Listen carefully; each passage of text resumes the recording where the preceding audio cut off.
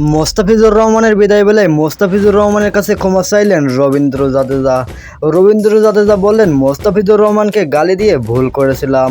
এবং আইপিএল 2024-এ মোস্তাফিজুর রহমান চেন্নাইয়ের হয়ে দুরন্ত ফর্মে ছিলেন এবং মোস্তাফিজুর রহমানের মাথায় প্রথমে পার্পল ক্যাপটি উঠেছিল। তারপরেও কম ম্যাচ খেলে বেশি উইকেট পেয়েও ইকোনমির কারণে মোস্তাফিজুর রহমানের মাথা থেকে পার্পল ক্যাপটি বুমরাহর মাথায় চলে যান।